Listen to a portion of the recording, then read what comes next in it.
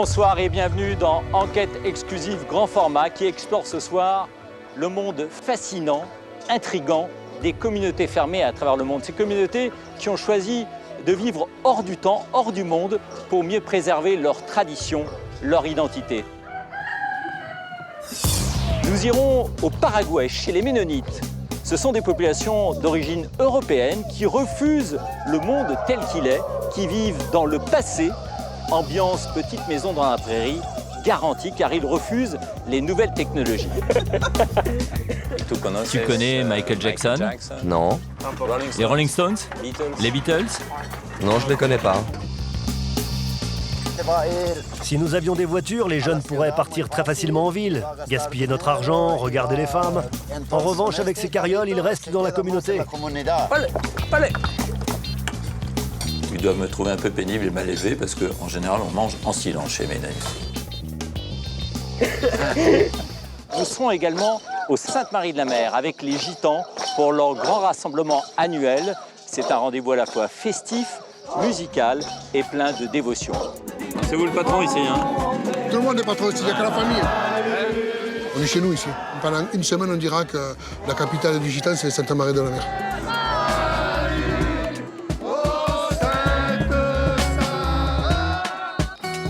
Ah, mais je sens que je vais me faire inviter à déjeuner, moi. Ah, ben oui, hein. Et alors, vous savez ce qu'on dit, c'est que les Gitans mangent du chat et du hérisson. Ah, le chat, c'est pas vrai. Ah, le chat, c'est pas vrai. Et les hérissons? Les hérissons, oui.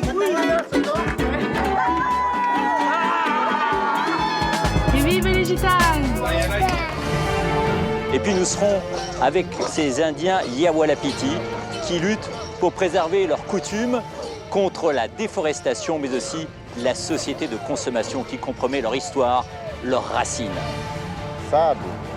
Les gens dans les grandes villes, ils peuvent tout acheter au supermarché. De la viande, du poisson, tout est à leur disposition. Mais nous, notre supermarché, c'est ici.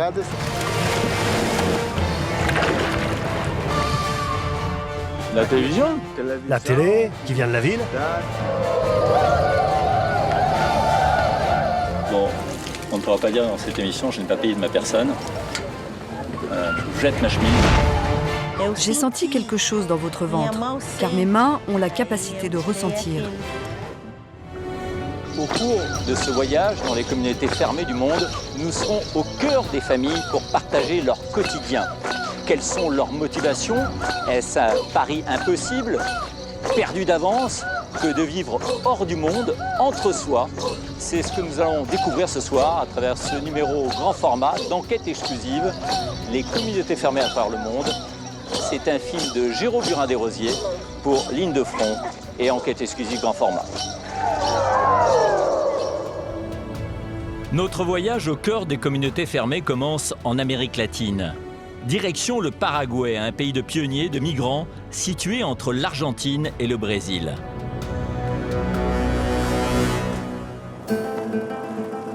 Nous sommes dans la banlieue d'Asunción, la capitale du pays, une métropole en plein essor démographique de près de 3 millions d'habitants.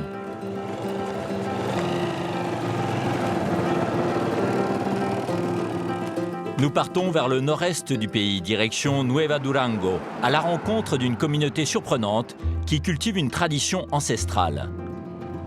8 heures de route, de pistes et de chemins tortueux avant d'arriver.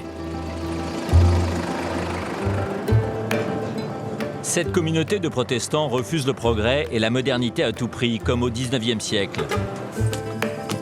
Les Ménonites vivent exclusivement entre eux, avec plus de 10 enfants par famille. Ils parlent encore un vieux dialecte allemand qu'ils sont les seuls à comprendre. Vous connaissez la petite maison dans la prairie? Eh bien, nous y sommes.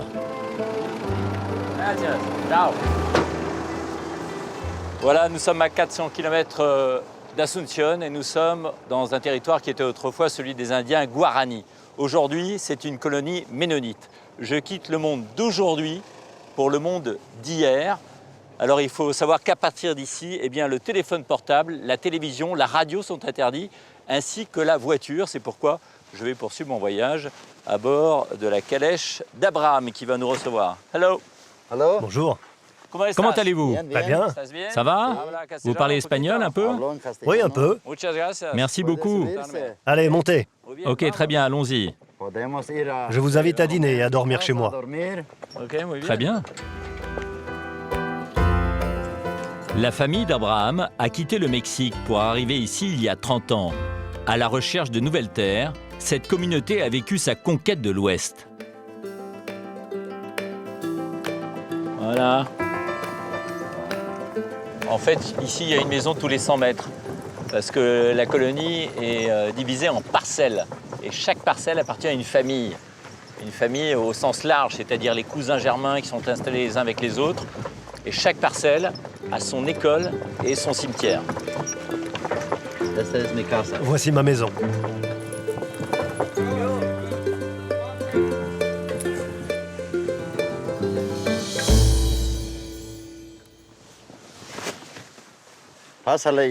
Venez, je vous montre votre chambre. C'est par là? Oui, par ici, venez. Là, vous avez un lit. Ok, merci beaucoup. Il fait froid la nuit? Eh, quelle question. Oui, parfois il fait un peu froid. Et vous avez de l'eau chaude pour la douche? Nous sommes en hiver et il n'y a pas d'eau chaude. Non. Voici Élisabeth, l'épouse d'Abraham. Comme toutes les femmes ménonites, elle est très difficile à approcher et ne parle pas espagnol. Hola. Bonjour. Buenas tardes. Bonsoir. Viens. Allez, viens. Nous avons de la visite.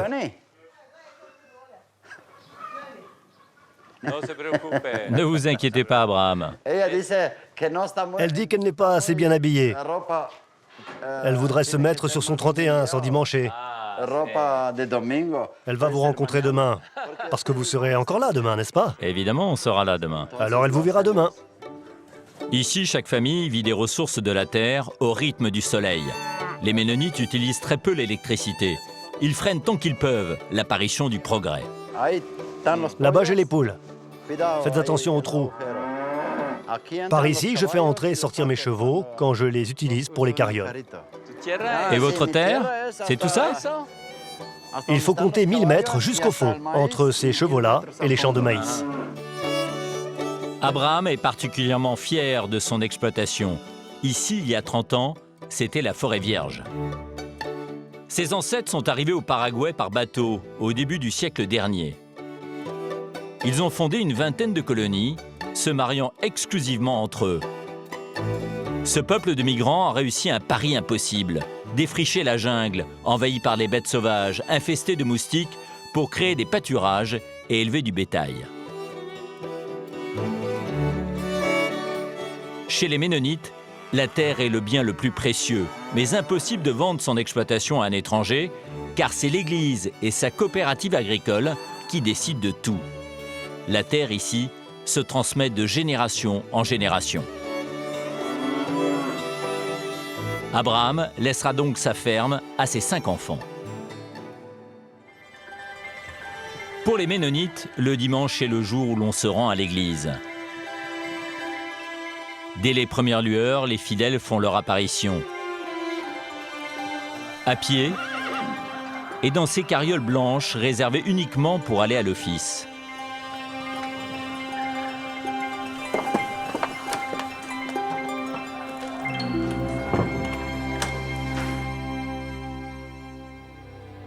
À l'intérieur de l'église, un calme impressionnant.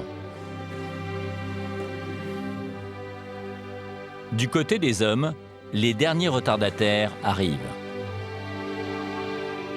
Chez les femmes, l'heure est au recueillement. Elles gardent précieusement un livre noir entre les mains. Ce n'est pas la Bible, mais un carnet de chants.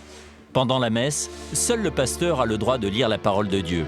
Il conseille aux fidèles de réviser l'évangile du jour à la maison. L'assemblée n'attend plus que lui. Dans une pièce à part, il médite l'évangile du jour sur l'Apocalypse, la fin du monde. À l'extérieur de l'église, je rencontre Pedro le bedeau. Il est aussi le patron de la chorale. Qu'est-ce que vous allez chanter aujourd'hui? On va voir avec le pasteur. Ah, c'est lui qui décide. Oui, tout le monde nous attend déjà. Très bien. Alors nous, on va entrer. Je ne peux pas entrer avec vous. Désolé, on va entrer. L'office du dimanche est un moment sacré pour les Ménonites. Pas question de laisser entrer nos caméras.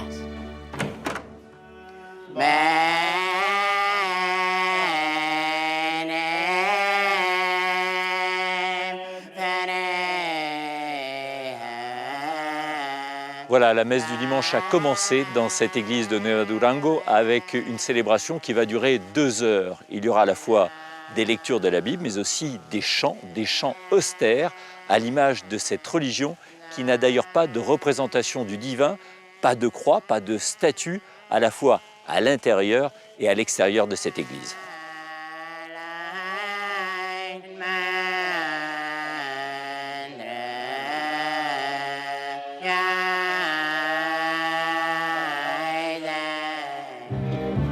Une fois le service terminé, personne ne traîne.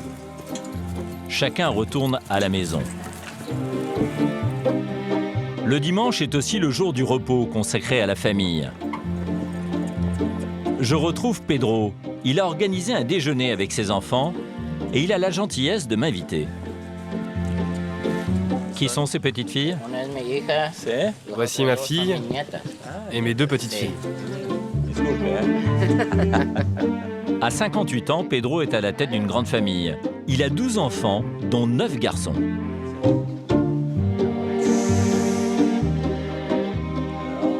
Ah, fantastique. Formidable. Quelle table! Du manioc et de la viande. Oui, de la viande de porc. Ah, muy bien. Et ceci, qu'est-ce que c'est? Ça, c'est pour accrocher les chapeaux après le travail.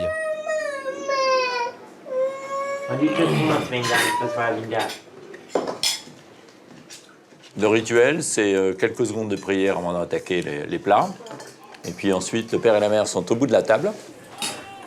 Les hommes sont de ce côté et les femmes de l'autre. Voilà. Moi, on m'a toujours appris qu'il fallait lever le coude pour manger. Et ici, en fait, on apprend à baisser la tête. On mange comme ça. Comme quoi, tout est une question de convention. Ils doivent me trouver un peu pénible et mal élevé parce qu'en général, on mange en silence chez les Ménonites.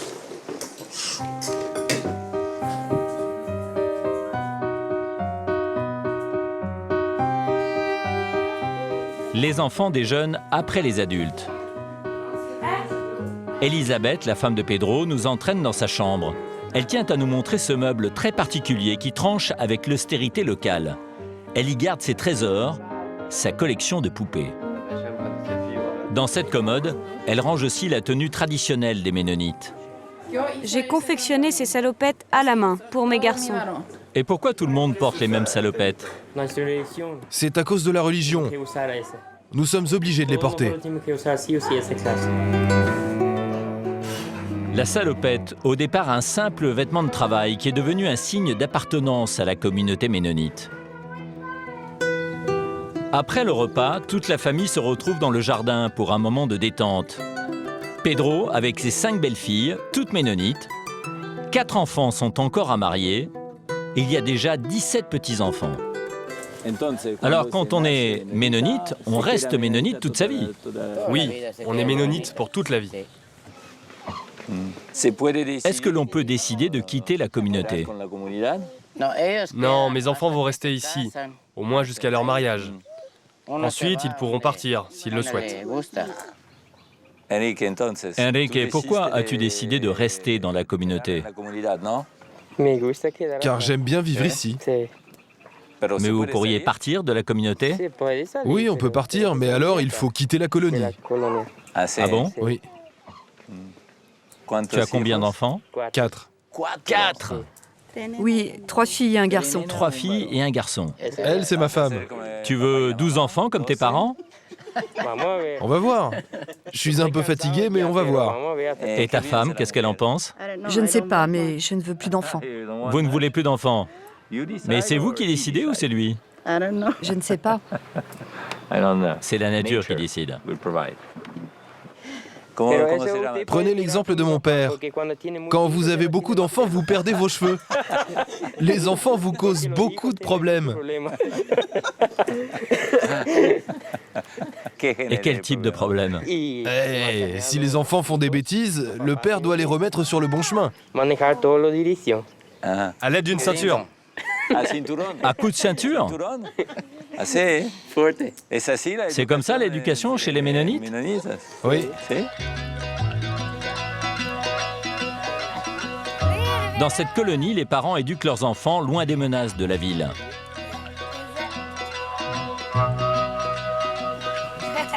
Et pour éviter tout contact avec le monde extérieur, les fermiers poussent le vice très loin, jusqu'à utiliser des tracteurs vraiment spéciaux.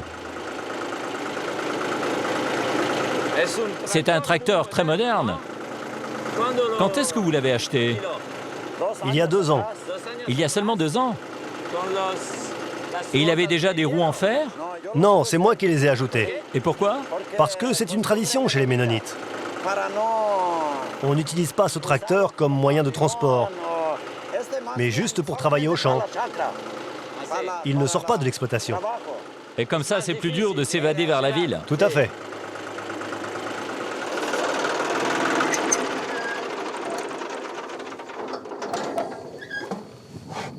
Est-ce que vous pouvez m'expliquer comment on fabrique ces roues? Qu'est-ce que c'est? Ça, c'est du métal. Et vous le fabriquez ici? Oui. Ces roues sont une vraie galère. Quand le sol est humide, elles patinent. Mais avec ces roues, vous mettez 1 heure pour rentrer chez vous. Oui, alors qu'avec des pneus en gomme, je mettrais 15 minutes. Le problème avec cette tradition, c'est qu'on n'économise pas d'essence. Pour ces agriculteurs, la tradition est lourde. Impossible d'y échapper, à moins de quitter définitivement la colonie.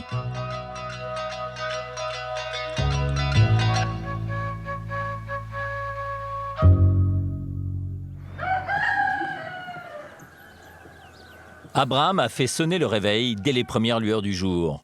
Une longue journée nous attend. Nous irons dans une ferme voisine où se prépare un mariage. Ici, les tâches sont bien réparties et ne se discutent pas. Les enfants d'Abraham sont aux petits soins pour préparer la carriole du patriarche. On y va? Oui, allons-y. Ce matin, Abraham a fait harnacher son plus beau cheval. Un vrai bolide. Allez, c'est parti. Vous n'avez pas de voiture, n'est-ce pas? Non, il n'y a pas de voiture ici.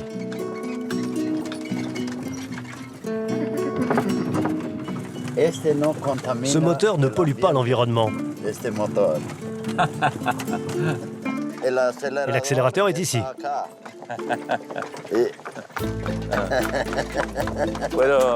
Je peux essayer? Oui, et pour la direction, c'est comme ça.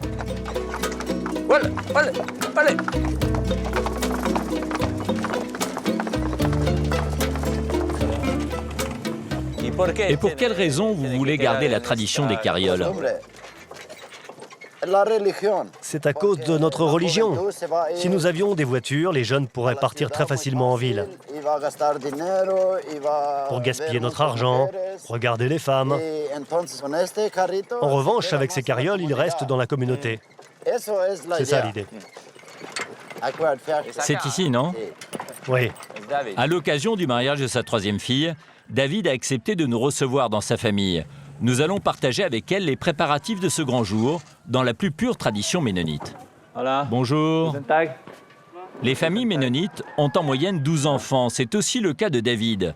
À 54 ans, il a bien travaillé. Ça va, David? Oui. Alors, c'est votre femme? Oui. Comment s'appelle-t-elle? Elena. Bonjour, enchanté. Et vos filles? Vos enfants? C'est elle qui va se marier demain. Qui va se marier demain? Elle. Comment tu t'appelles? Elena, comme ta mère. Très bien. Quel âge as-tu? 21 ans. Et c'est elle, la Benjamine de la famille. Comment tu t'appelles? Sarah, tu es très mignonne.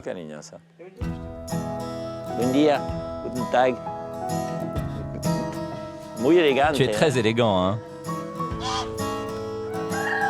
Et voici les amis d'Elena, la mariée. Elles ont été réquisitionnées pour préparer le banquet. David vient inspecter les gâteaux envoyés par les familles du voisinage car ici tout le monde contribue à la fête. Ici, nous avons environ 14 gâteaux. Et ils sont pour qui? Pour les jeunes et pour la mariée. Il y a des gâteaux avec plein de parfums différents. Ce sont des gâteaux sucrés, recouverts de crème et de chocolat. Pour ce mariage, il y a plus de 150 personnes à nourrir. Tous les produits sont faits maison. Et voici la grande spécialité des Ménonites. Incontournable pour un mariage, ils en raffolent.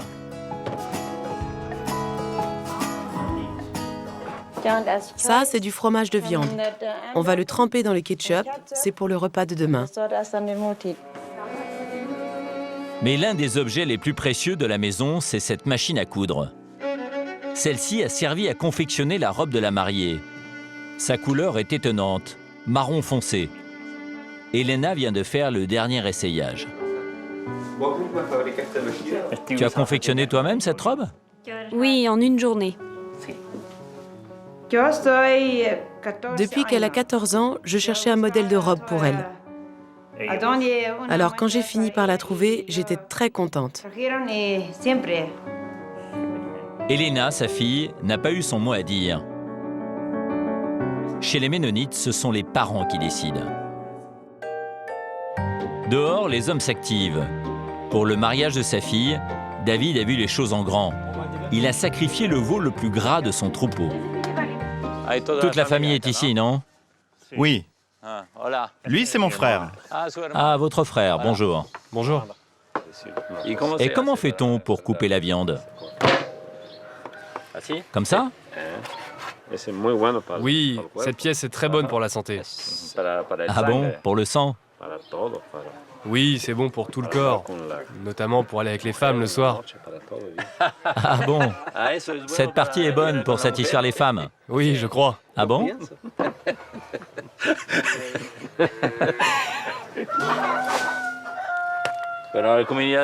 Dans cette communauté ménonite, il y a environ 2000 personnes, n'est-ce pas? Ici, dans cette colonie, oui, nous sommes 2000. 2000 personnes. Et ici, vous vous mariez entre vous, entre ménonites seulement? Oui, mais si possible, pas entre personnes de la même famille. Ah bon, si possible? Pourquoi cela arrive? Oui, cela arrive entre cousins éloignés. Mais ce n'est pas très courant. Il paraît que ce n'est pas bon pour le sang, que cela entraîne des maladies, mais je ne sais pas. Une fois la viande coupée, ce sont à nouveau les femmes qui prennent le relais.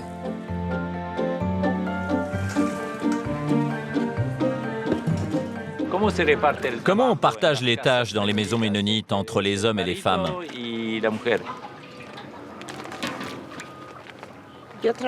Moi, je m'occupe de l'entretien de la maison.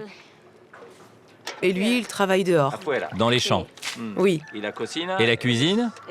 La cuisine, c'est moi. Moi et ma fille. Et les raisins secs, il faut les mettre? Je pense que oui. Ils sont où? Dans la maison, dans une boîte. Je pense qu'il nous faut juste 2 sachets. Chez les Ménonites, les mariages sont une affaire bien orchestrée. Du plus petit au plus grand, chacun sait ce qu'il doit faire. Les enfants reçoivent une éducation très stricte. Et cela commence très tôt.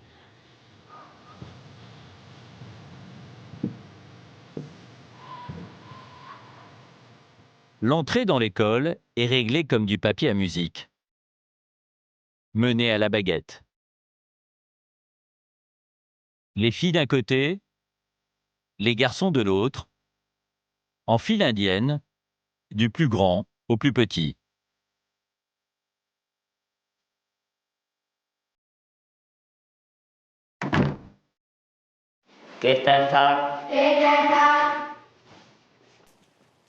Le cours commence dans le plus grand silence, sous l'œil vigilant du maître d'école.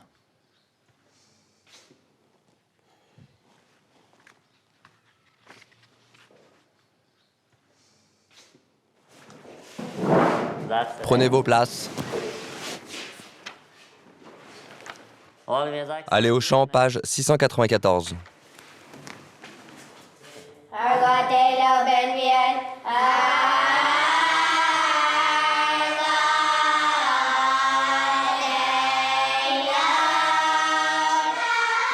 Cette chorale est unique au monde. Entendre ces enfants chanter est une expérience inoubliable. Sortez vos cahiers. Aujourd'hui, leçon de mathématiques. Une rengaine apprise à nouveau par cœur, récitée sur le bout des doigts. Ce sont les élèves qui dictent au professeur ce qu'il doit écrire au tableau.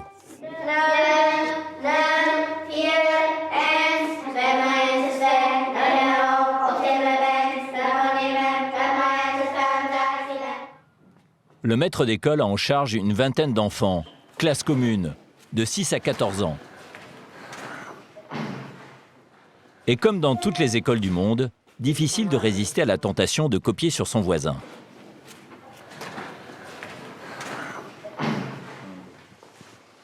Alors, ce cahier est pour le cours d'allemand, c'est ça? Oui. C'est de la littérature? Pardon? C'est un dialecte allemand? On est au Paraguay et en fait, ils ne parlent pas du tout l'espagnol ou très très mal.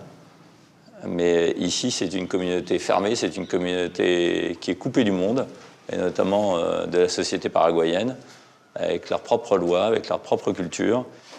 Alors, s'il y a une matière importante, c'est le calcul. Regardez. Voilà. Le calcul, eh bien, parce que ça sert toute une vie, beaucoup plus que la littérature qui peut pervertir les esprits. 1, 2, 3. Ok, muchas gracias. Ok, merci beaucoup. Adios, adios. Bienheureux les humbles. Cette parole d'évangile, les Ménonites l'ont prise au pied de la lettre. Ils n'aiment ni les fortes têtes, ni même les grosses têtes. Alors ici, on apprend à l'école à lire, compter, écrire, bien entendu, et cela jusqu'à 14 ans. Et après, c'est fini.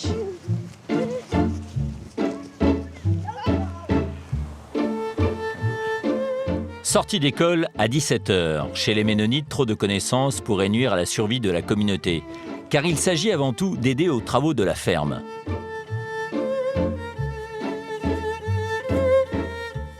Ces enfants ne connaîtront jamais sans doute le monde moderne et leurs parents ne s'en plaignent pas. Tout écart ici constitue un péché. Pour ces enfants, l'avenir est tout tracé. Ils resteront agriculteurs.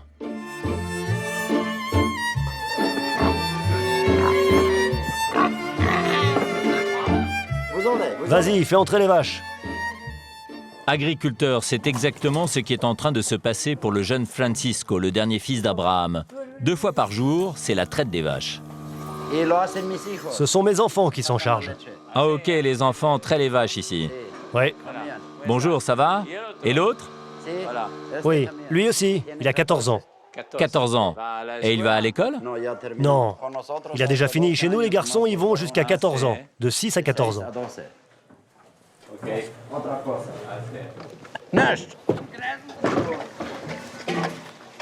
Et celui-ci aussi? Oui. Et c'est encore Francisco qui, matin et soir, se charge d'aller vendre le lait. Et il va à la coopérative? Oui, c'est ça, il y va.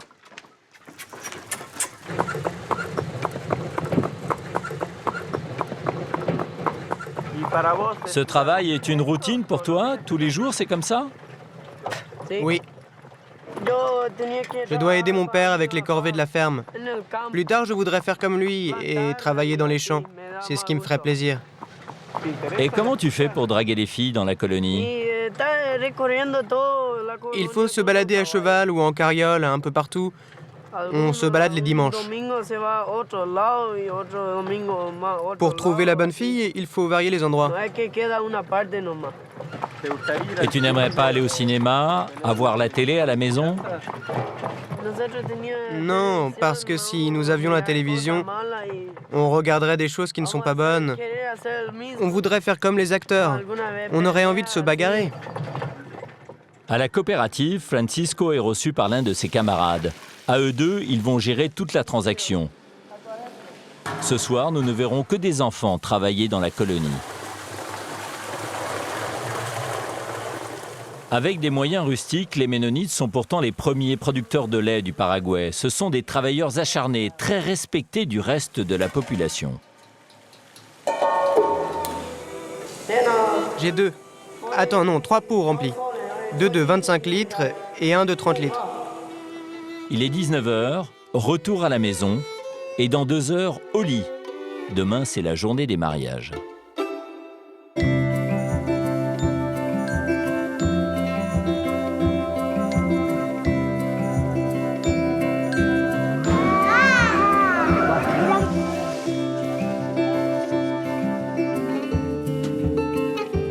Voilà, bienvenue au mariage de la fille de David. Alors, dans un mariage ménonite, il y a des rites à respecter. Là, on gare sa voiture, en l'occurrence des carrioles, des petites charrettes avec lesquelles les invités sont venus tout à l'heure. De ce côté-là, eh bien, il y a la famille du marié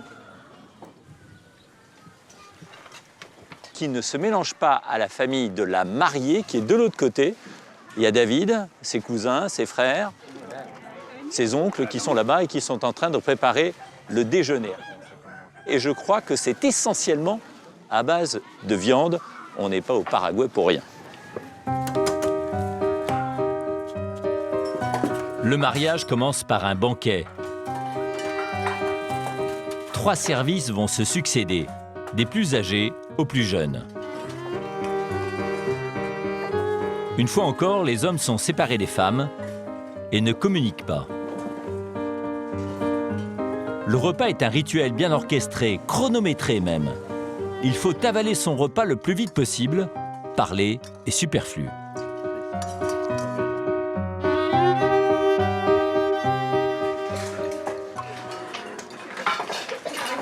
Le premier service, celui des adultes, vient de se terminer. Il a duré un quart d'heure à peine. On va maintenant débarrasser pour laisser la place aux jeunes.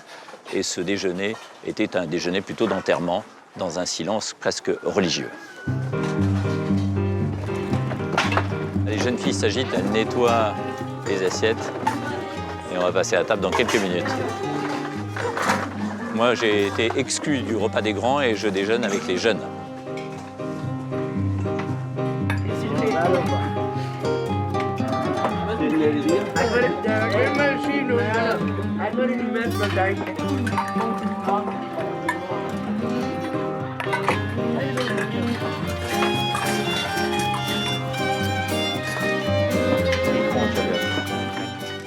Et ceci, qu'est-ce que c'est? Du fromage de viande.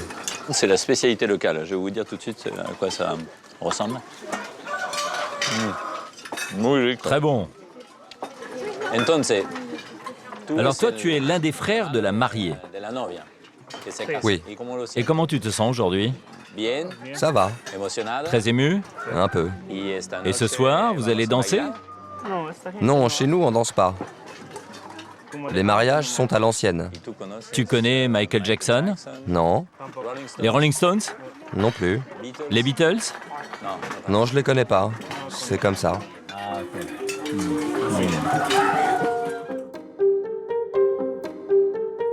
Et pendant ce temps, dans la ferme voisine se déroulent 2 autres mariages. Il y a un très grand nombre d'invités.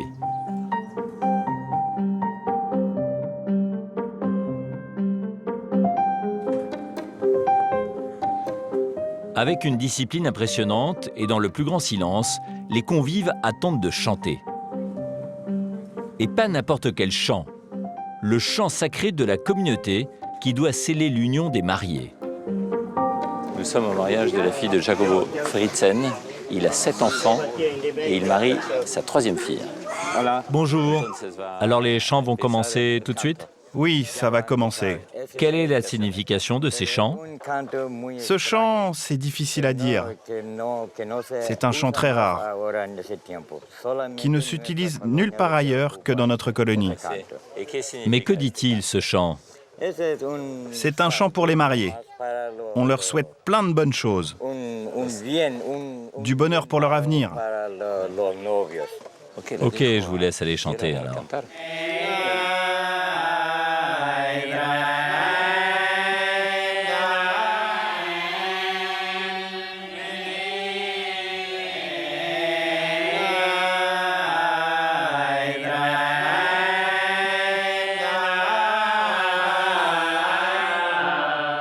Pour ces mariages qui se succèdent dans la même maison, pas moins de 5 pasteurs se sont déplacés.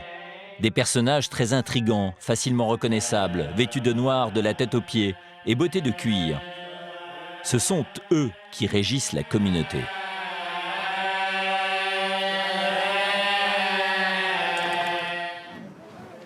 Après les chants, les hommes passent à table sous le regard des femmes.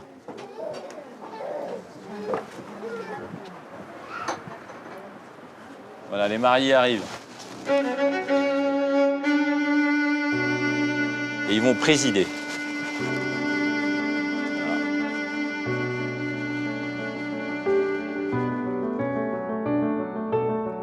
À peine assis, les mariés devront saluer le pasteur et respecter un temps de recueillement.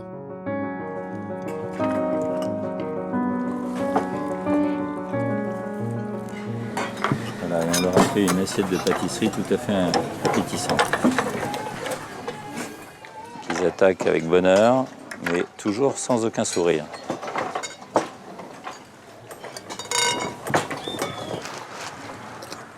Et voici un exemple de bonne manière chez les Ménonites.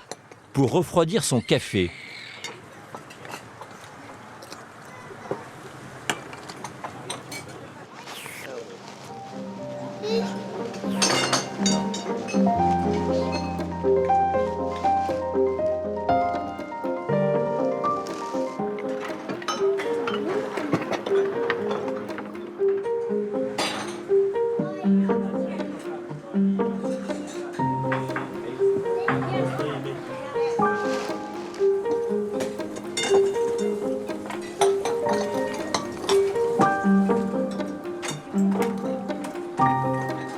Et là, les mariés ont terminé, donc ils vont partir.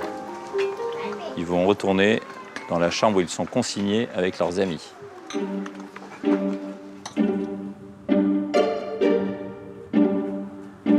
Voilà. Bonjour. Non, pas la caméra. Aujourd'hui, impossible de poser la moindre question aux mariés. Ils refusent de répondre.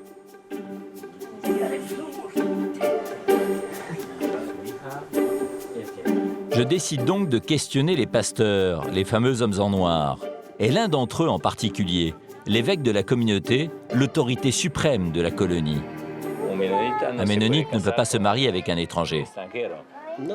Non, parce que sinon il va corrompre la communauté. Ça a toujours été comme ça. Ah oui, casser le lien avec la communauté. Et si jamais quelqu'un se marie avec un étranger, il doit donc quitter la communauté. Oui, il doit partir. Il doit partir. Et les jeunes, sont-ils d'accord avec ça?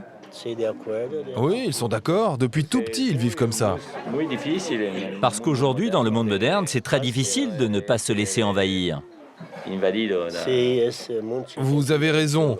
Et puis, il y a déjà beaucoup de jeunes qui sont partis de la communauté, préférant le monde moderne.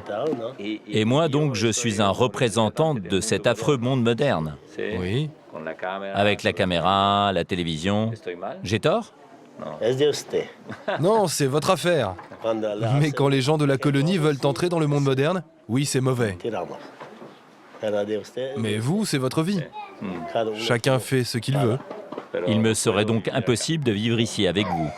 Non, c'est comme ça. Ok, merci beaucoup. Enchanté. De rien. Au revoir.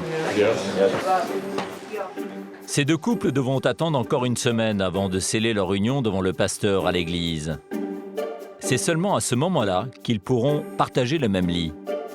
Longue vie aux mariés, car on ne divorce pas chez les Ménonites. Depuis le début de notre séjour, nous n'avons pas vu un seul cimetière. Où et comment sont enterrés les Ménonites?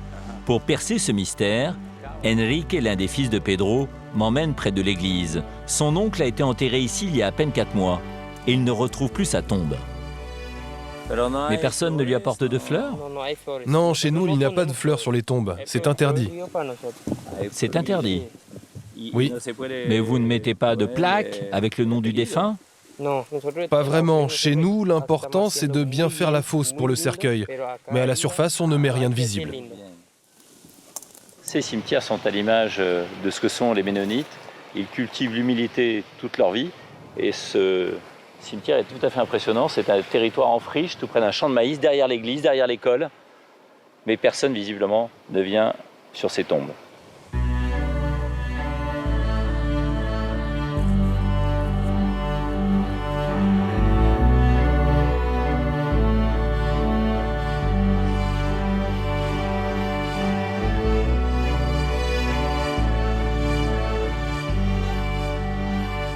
Alors nous quittons maintenant un monde silencieux, austère, pour un autre monde tout à fait différent, un monde beaucoup plus bruyant et souriant, celui des Gitans.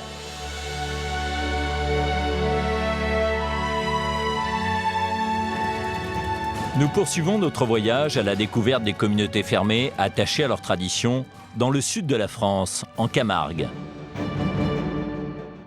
Nous partons à la rencontre d'un peuple à part qui a réussi à préserver à travers les siècles son identité. Ce sont les Gitans. On les appelle les fils du vent. Et s'ils ont une terre de prédilection, c'est bien ici, en Camargue, un pays qui conserve son caractère rude et sauvage.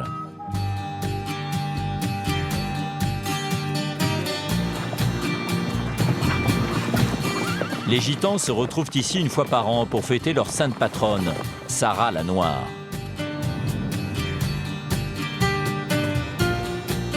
Nous sommes tout près de Sainte-Marie-de-la-Mer. Ces hommes sont des gardians et demain, ils vont encadrer une procession annuelle extrêmement importante dans le monde gitan. La procession en l'honneur de Sainte Sarah. C'est une statue à laquelle les Gitans viennent rendre grâce et demander des vœux tout au long de l'année. Cette statue va quitter cette église et aller vers la mer, entourée par des Gitans et ses gardians qui sont avec moi.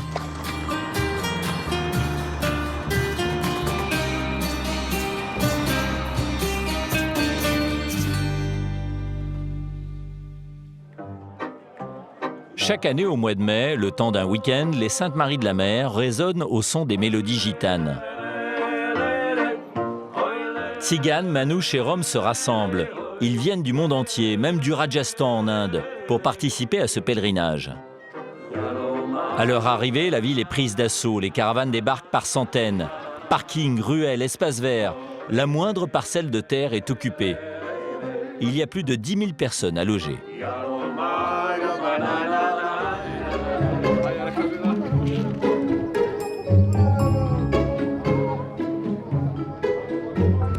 Vas-y.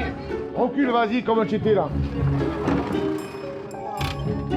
Ça fait rien, monsieur, je se mettra en pas, ça. Ici, le chef, c'est lui, Payou Baptiste, 51 ans. Une figure dans le monde gitan. Son père, Zézé, était jusqu'à sa mort considéré comme le roi des Gitans. Tranquille, on a le temps, hein. Cela fait 32 ans que Payou supervise l'installation de ce campement. On va faire la télévision, regarde, genre. Comment on fait là? Là, regarde, là et là, c'est un avec un. Ce rassemblement est l'occasion pour toute la famille Baptiste de resserrer les liens après une année de séparation.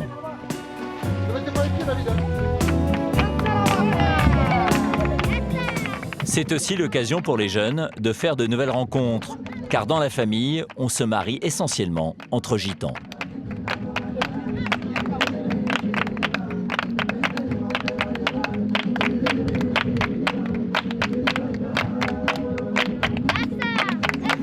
Les étrangers comme moi sont appelés Gadjo, mais Payou n'est pas farouche. Cette année, il m'a invité chez lui. Bonjour. Bonjour. Ça va? Bonjour. Il est où le patron? Ah, le patron. Ça va? Vous allez bien? Ça va? C'est vous le patron ici, hein? Tout le monde est patron ici, il n'y a que la famille. Non, Tout le monde est patron. Il n'y a que la famille, là? Il n'y a que la famille, il y en a. Ah bon? Il n'y a que la famille. Il y a encore c'est ma soeur. Ma soeur, mon beau-frère, mes neveux, mes cousins, mes nièces, et ma petite fille. La petite fille? C'est ma petite fille, ça, catalane. Ça va? Ça va, toi? C'était pour moi le grand talent. Ah, mes neveux, mes cousins, mes amis. C'était bon le mien. Il y a combien de personnes ici? De ma famille et moi, il y a à peu près 150 personnes. Ouais. Tous de la famille. Tous de la famille, que de la famille. Ouais. Baptiste. Baptiste. Tous des Baptistes. Famille, ouais. Bonjour. Ouais. Voilà. Et il y a combien de caravanes en tout là sur cette portion? Ah ben, à peu près, combien il y a à peu près de caravanes ici? Une cinquantaine. Dès qu'on trouve un petit coin, tu vois, on s'installe, on se met, voilà. Ouais. Voilà, tu vois, c'est un peu serré. C'est vrai qu'il faut qu'on fasse très attention par rapport à la sécurité, tu vois. Ouais. Il y a des filles qui traînent, tout ça et tout. Vous avez le droit de vous installer là ou pas? Oui, bien sûr qu'on a le droit. Vous avez eu l'autorisation de la mairie ou vous êtes arrivé ou vous êtes installé là Ça fait des décennies qu'on vient ici, on est chez nous ici. Alors, disons que pendant une semaine, on dira que la capitale du Gitan, c'est Sainte-Marie-de-la-Mer. D'accord. Voilà. Le reste de l'année, Payou ne vit pas au Sainte-Marie-de-la-Mer, mais à 40 km de là, en ville. Difficile pour un gitan de s'arrêter de voyager. Mais Payou n'a pas eu le choix. Ses enfants voulaient aller au lycée. On avait un métier, on n'avait pas besoin d'aller à l'école. Ouais. On était vanniers, on faisait l'étamage, on tondait les chiens, on vendait des chevaux. Il n'y avait pas besoin de faire des études pour faire tout ça. Mais ce sont des métiers qui ont disparu. Et malheureusement, pour être technicien de surface, maintenant, il faut avoir un baccalauréat. Et donc c'est le seul moment de l'année finalement où vous avez l'impression de redevenir vraiment gitan, d'appartenir à une seule et même communauté en partageant les traditions, les valeurs, le mode de vie. Tout à fait. Comme autrefois. Comme autrefois.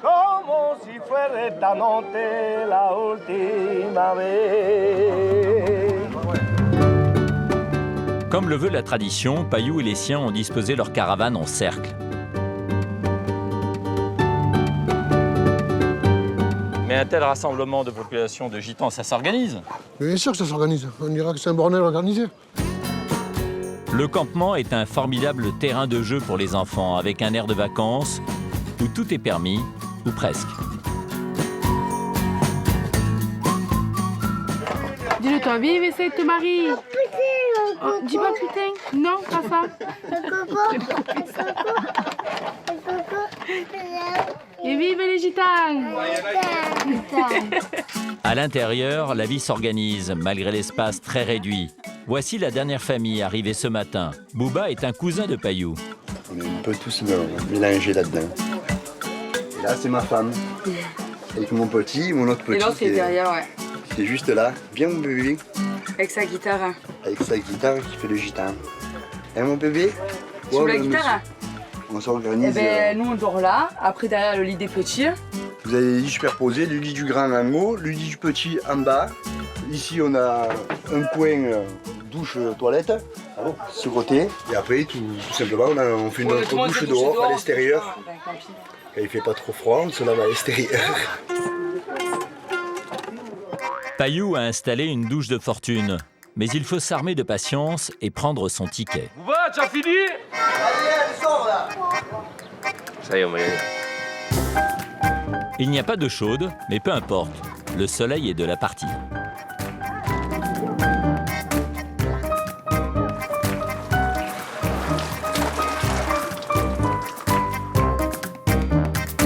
L'hospitalité fait partie de la culture gitane. Et toutes les occasions sont bonnes pour faire la fête.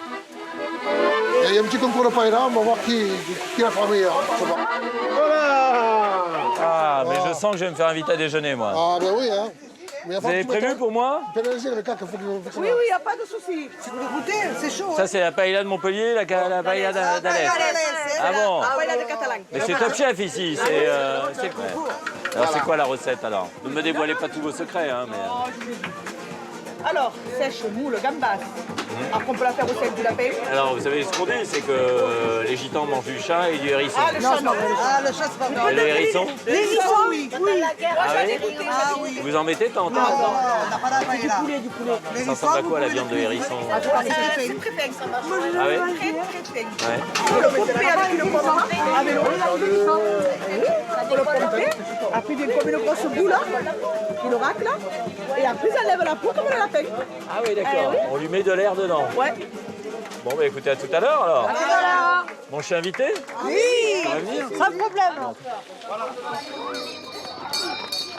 Cette cloche annonce le cours de catéchisme. Il a lieu tous les jours pendant le pèlerinage et s'adresse à tous les enfants du campement. On l'entend, la cloche. Alors, c'est Timothée qui nous parle. C'est quoi la leçon aujourd'hui? On dessine des croix. Des croix, des soleils, des cœurs. La croix de Sainte-Marie-de-la-Mer.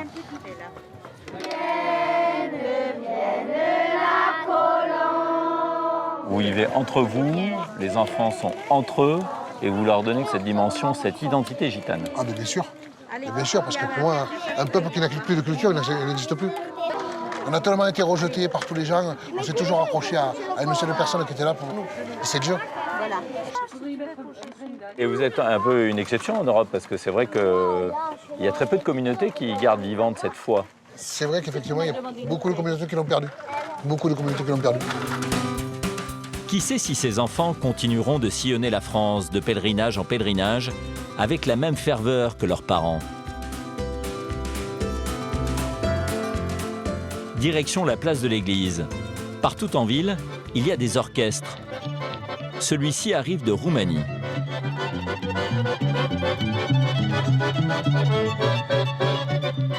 Il y a aussi la légende vivante des Gitans, Manitas de Plata, le célèbre guitariste. Payou est un séducteur et à ce jeu-là, il n'est pas avare. Je vais pouvoir en profiter. Ouais, moi, je suis pas cousin, mais on peut m'embrasser. Hein.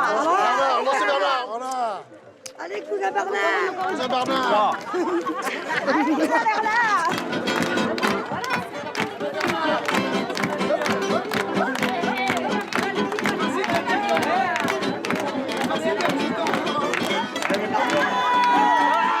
Dur de s'arracher des bras d'une gitane.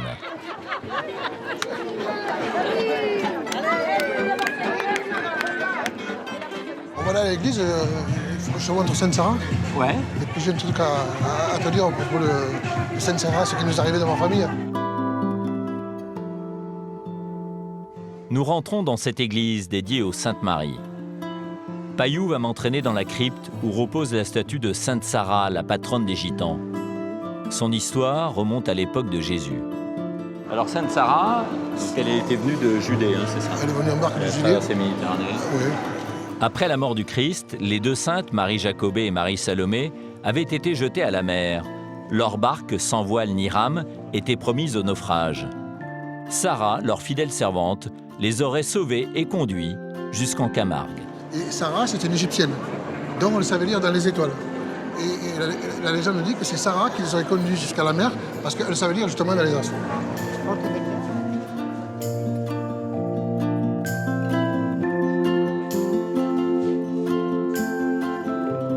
Ça, c'est la statue de Sainte Sarah. Ça, c'est la patronne des Gitans. Qui est le... La sainte patronne des Gitans. Et qui fait l'objet d'un... C'est la vraie patronne des Gitans. Et qui fait l'objet d'un culte depuis des siècles. Des siècles et des siècles. Elle reçoit tout le bien. Même qu'on a des maladies, n'importe quoi, elle nous guérit. Et c'est elle qui va être hissée demain? Bien sûr. On va l'amener jusqu'à la mer. Puis on la ramènera ici. Et tout le peuple gitan sera derrière elle. Pendant ce pèlerinage, les Gitans de toute l'Europe viennent se recueillir devant cette statue. Ils l'habillent de robes, de manteaux, bijoux et crucifix.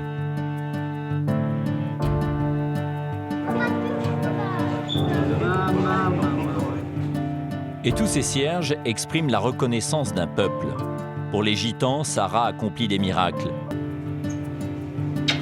C'est au pied de Sainte Sarah que Payou a choisi le moment pour me raconter l'histoire qui le ronge depuis plus de 30 ans. Lors de la grande procession, c'est sa famille qui a le privilège de porter la statue. Et donc c'est vous qui avez hérité de ce privilège? C'est mon frère qui a été ce privilège, parce que moi j'ai été banni de la procession parce qu'un jour je devais faire une aubade à un ami à mon père et les comités des charges sont réunis. Ils m'ont dit que je n'étais pas digne de représenter la procession. Ils m'ont renvoyé en disant que la ponctualité c'était le privilège des rois. C'était quand ça? Vous aviez quel âge? Ça fait plus de 30 ans. Ça fait 30 ans que vous êtes banni alors de ce privilège? Tout à fait. Mais vous accompagnez tout de même la procession demain? Derrière. En arrière. Derrière. Ah oui, derrière. Vous n'êtes pas porteur? Absolument pas.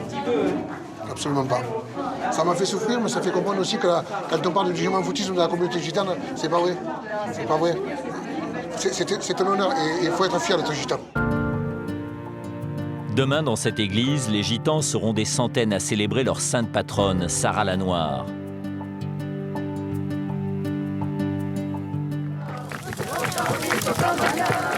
Mais à la veille du grand rassemblement, il faut laver son âme et libérer son cœur. Payou m'a réservé une surprise. Esmeralda est diseuse de bonne aventure.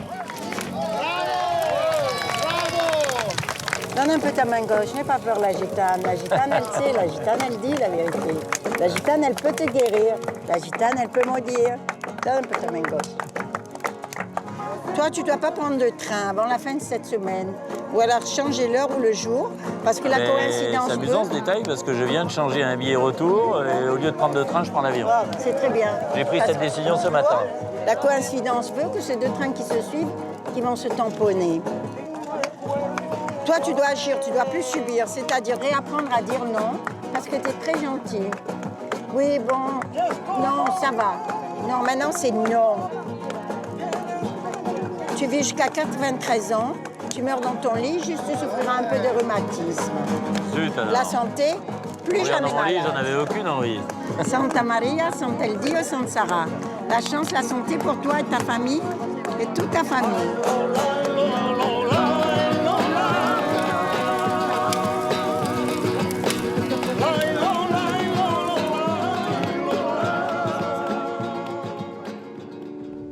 C'est le grand jour.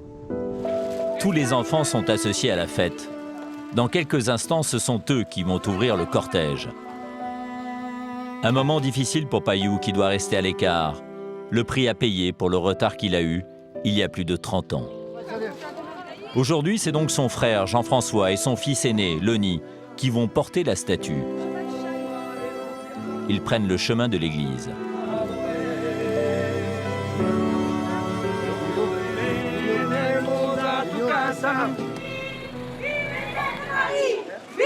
Alors Jean-François, donc vous allez endosser cette aube avant de porter la statue. Oui, voilà. Là, on va arriver devant l'église, je vais la mettre pour rentrer ma famille dans l'église et mettre l'aube avec mon fils pour sortir la sainte de la fête. Voilà, là, c'est le... Jean-François est tellement ému qu'il ne peut plus parler.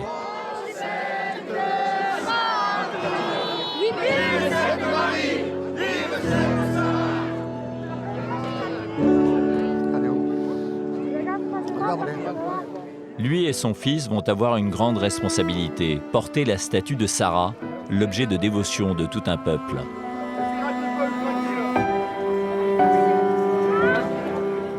À l'intérieur de l'église, une messe va être célébrée.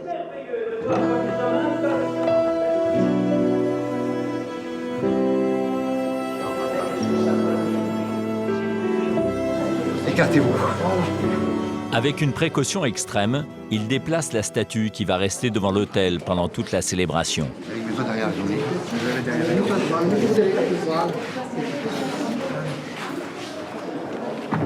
Écartez.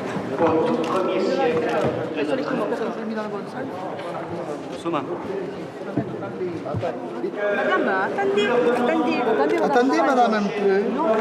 Elle est pour tout le monde. Ils sont des dizaines à vouloir embrasser la sainte.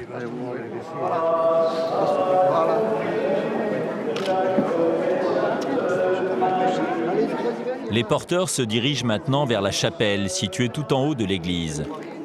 Exceptionnellement, nous pouvons les accompagner. C'est la chapelle où on conserve les ossements de Marie-Salomé et Marie-Jacobée. Vous allez voir, c'est notre lieu le plus saint de l'église de Sainte-Marie de la Mer. Père et fils se recueillent en silence. Ils s'apprêtent à vivre l'un des moments les plus forts de ce pèlerinage, la descente des chasses.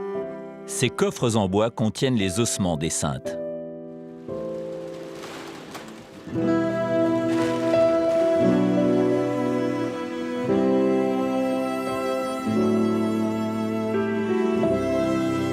Gens du voyage, Tziganes, Gitanes, Roms, Yiddish, Sinti, Manouches, peuple du voyage, pèlerins des saintes, lorsque nous serons au bord de la mer, nous recevrons dans notre cœur ce don de la parole de Dieu.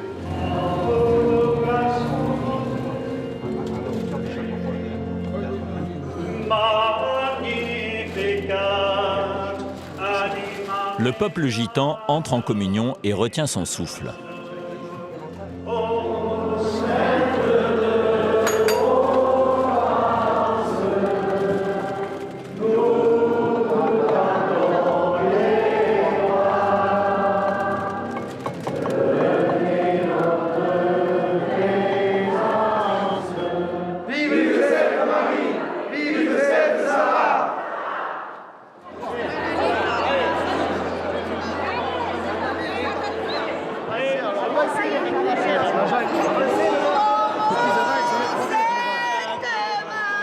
Loni, le neveu de Payou, a voulu à tout prix que son tout jeune fils assiste à la cérémonie. Il est destiné à prendre un jour la relève et devenir à son tour porteur de la statue.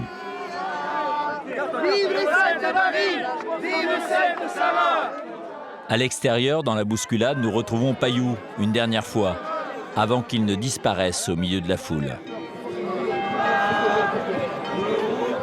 Pendant quelques instants, les porteurs m'invitent à les rejoindre.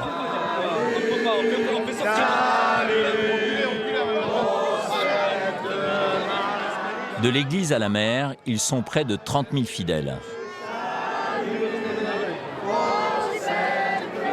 Les gardiens camarguais sont chargés d'escorter la statue jusqu'à la mer.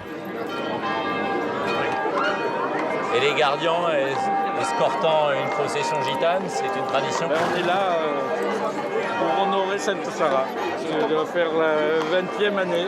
Oui, la 20e année, il a quel âge? Il a 31 ans, c'est sa dernière. Ah bon?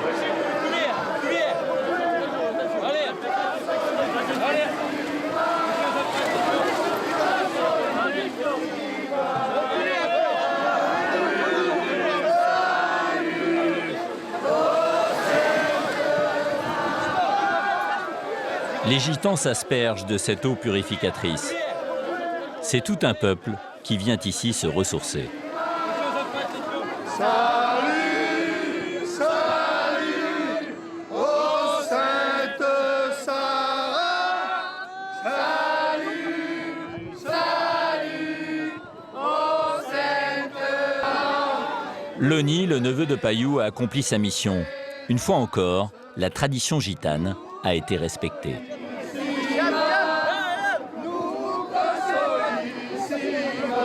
Voilà, nous quittons la Camargue pour aller cette fois au Brésil, chez les Yawalapiti, qui sont des Indiens d'Amazonie. Ils ont choisi à la fois de rentrer dans le monde moderne et de conserver leur tradition, leur folklore, leurs fêtes ancestrales, tout à fait spectaculaires, vous allez le voir.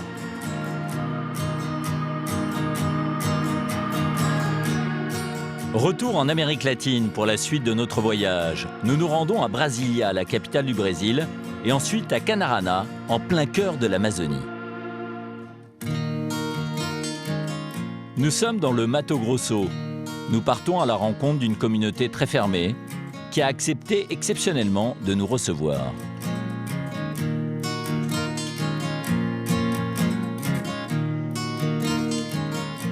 Au cœur de la forêt amazonienne se trouvent les Yawalapiti, une tribu qui se bat pour protéger son territoire et préserver elle aussi ses traditions.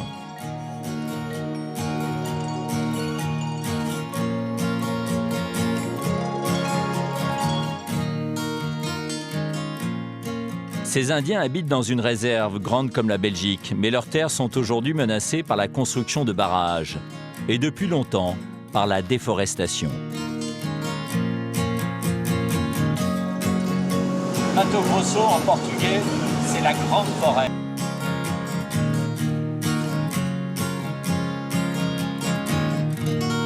Voilà, nous sommes arrivés au Posto Leonardo dans le Uxingu. C'est une région du Brésil où il y a 16 tribus indiennes, parmi lesquelles les Yawalapiti, et leur chef va nous accueillir dans quelques instants. Nous avons encore 20 minutes de piste à parcourir. Ah, buen dia. Bonjour. Bernardo. Okay.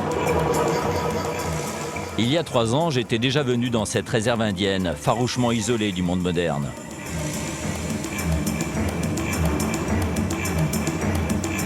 Voilà, on a quitté Paris il y a plus de 48 heures et nous arrivons au village Yawalapiti au bout de cette piste. Pour se faire accepter dans cette communauté fermée, la première chose à faire, c'est rencontrer le chef. Aritana est au centre du village, devant cette hutte réservée exclusivement aux hommes. À l'intérieur, ces guerriers se préparent pour la grande fête du Kwarup, la cérémonie des morts. Chez les Yawalapiti, Aritana fait figure de chef d'État. C'est un privilège de pouvoir le rencontrer à nouveau. Va-t-il me reconnaître ? Vous vous souvenez de moi? Il y a 3 ans, j'ai séjourné chez vous. Oui, je me rappelle. C'est un plaisir de vous retrouver. Moi aussi. Alors, comment vont les Yawalapiti? Les Yawalapiti se portent très bien. Ils sont toujours très forts. Aritana a réussi un pari impossible. Il y a 50 ans, sa tribu était presque décimée. En mariant les jeunes femmes de son village avec les hommes d'autres tribus, il a repeuplé sa communauté.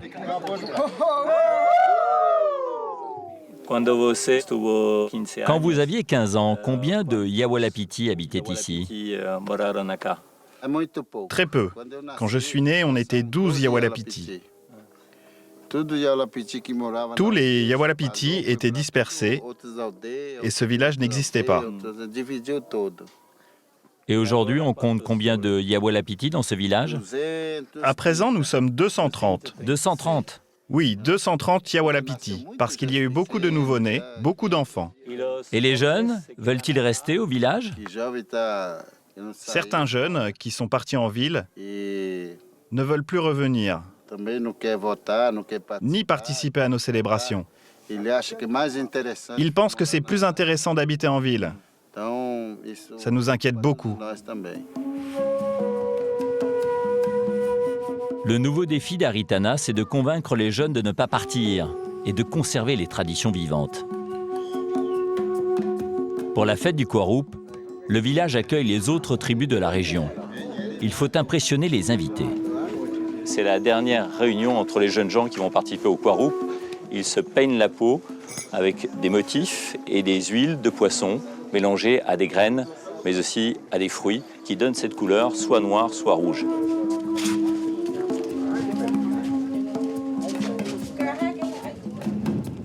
Aritana nous emmène récupérer les bagages arrivés par bateau. Je vous amène au fleuve, non? Allez, montez! Ok, allons-y. Le chef veille à sa camionnette comme à la prunelle de ses yeux, car c'est la seule et unique du village. La communauté l'utilise pour transporter toutes sortes de marchandises. Voilà. Nos bagages ont été acheminés par ces petits bateaux à moteur, car ils étaient trop lourds pour l'avion.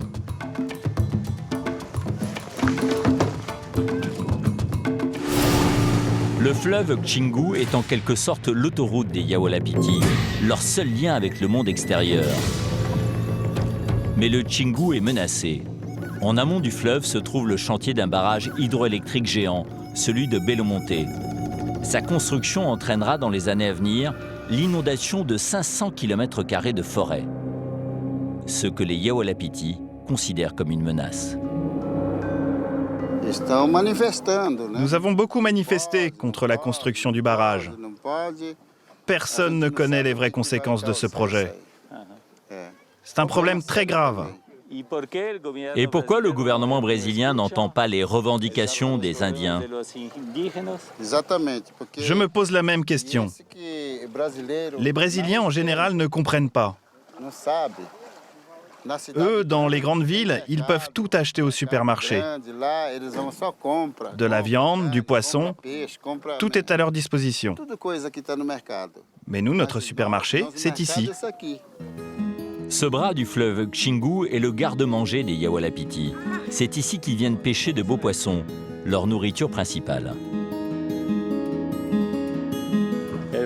Ils pêchent?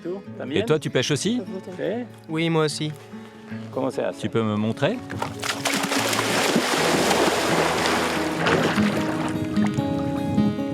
Des centaines de ces poissons argentés sont pris au piège dans les mailles de ces filets.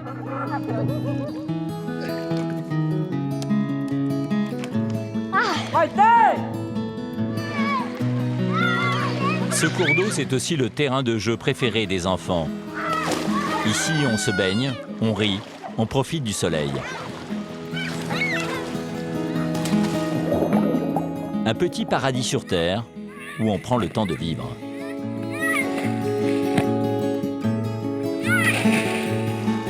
Avant de rentrer au village, les pêcheurs rincent leurs prises dans le fleuve.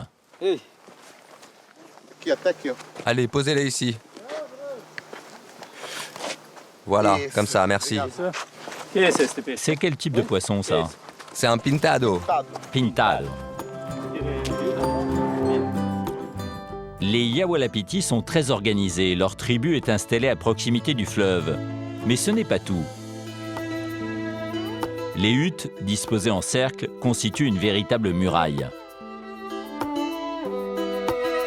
Les enfants peuvent se promener à l'intérieur du village en toute tranquillité, loin des dangers de la forêt comme les bêtes sauvages, les jaguars, les serpents. La répartition des rôles est bien définie. Les hommes accomplissent toutes les tâches physiques. Ils vont à la chasse et participent à l'éducation des enfants. Les femmes, elles, s'occupent de tâches ménagères et sont au fourneau.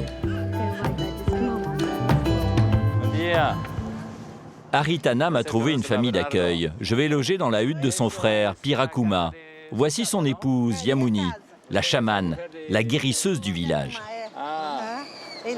Allez, entrez s'il vous plaît. Je peux rentrer? Voici ma maison. Elle est grande, votre maison. Vous allez dormir ici. Chez les Yawalapiti, tout le monde dort dans un hamac pour se protéger des serpents, des rats, des insectes. Pirakuma est une des personnes très importantes au sein de la communauté. C'est lui qui veille à la sauvegarde des traditions. Pour ses invités, il est aux petits soins.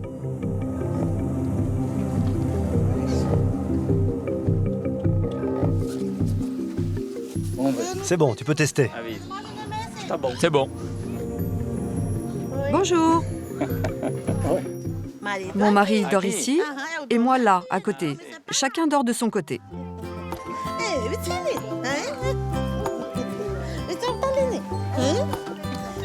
Elle, c'est ma petite fille. Dans cette hutte qu'il a construite de ses mains, Pirakuma a prévu tout le confort nécessaire. La télévision? Oui, la télévision qui vient de la ville. D'ailleurs, tout ça vient de la ville aussi. L'électricité est fournie par un groupe électrogène, mais seulement 2 heures par jour. Frigo, cuisinière, bonbonne à gaz. Chez les Yawalapiti, on apprécie le progrès. Et à l'entrée de la hutte, il y a même une parabole, mais pas encore de connexion Internet. Le peuple Yawalapiti est encore l'un des derniers à vivre nu, en harmonie avec la nature. Pirakuma connaît tous les secrets des plantes médicinales de la forêt.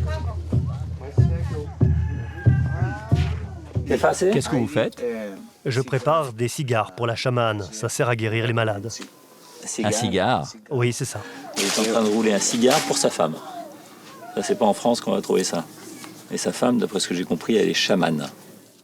Et les plantes médicinales se trouvent dans la forêt, n'est-ce pas? Oui, dans la forêt.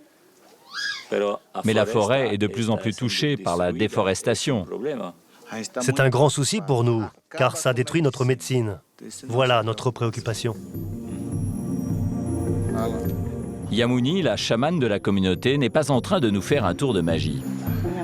Regardez, je n'ai rien dans les mains et il n'y a rien ici. Elle s'apprête à soigner un bébé.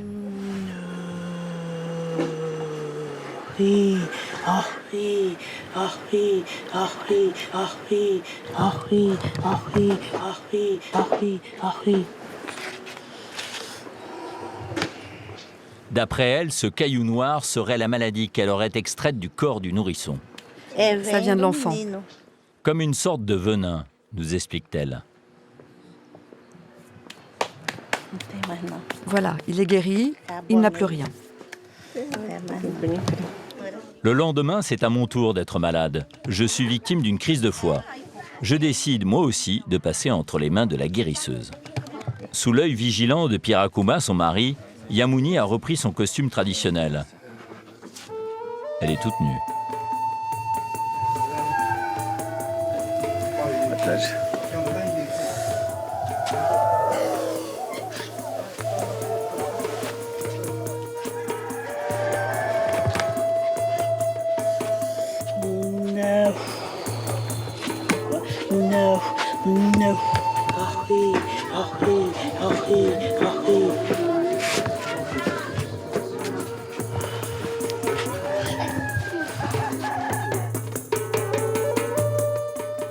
c'est ça la douleur?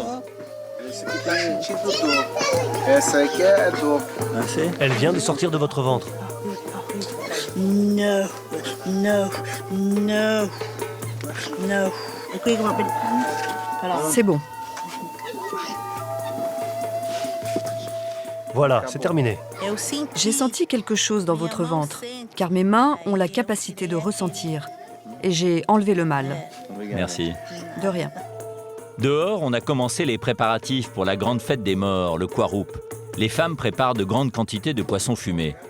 Les Yawalapiti attendent plus d'1 millier d'invités. Comment se llama? Bernardo. Nyapi. Nyapi. Nyapi. Nyapi. Ose? Nyapi. Ose? Bernardo. ¿Me qué? Bernardo. Bernardo. Bernardo. Bernardo. Voilà, en fait, ça fait 3-4 jours qu'ils pêchent énormément pour pouvoir recevoir des centaines de membres des tribus voisines qui vont venir participer au Kwarup qui démarre dans 48 heures, mais la première tribu arrive tout à l'heure.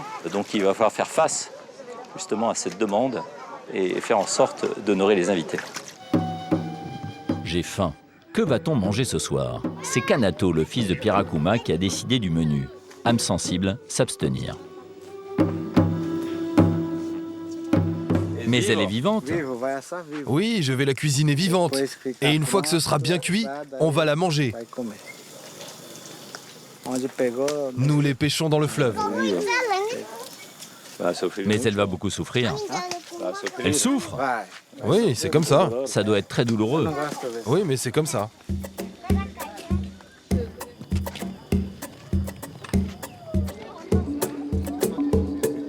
À la nuit tombée, une épaisse fumée attire notre attention. Des flammes se dressent au-dessus des huttes. Il arrive qu'elles prennent feu, mais ce soir, pas de panique. On va brûler tout ça pour faire de la place pour nos invités qui arrivent demain pour le Kwarup. Mais il n'y a pas de danger pour le village? Si. À présent, c'est un danger, mais demain matin, les gens qui ont mis le feu vont venir pour finir de l'éteindre.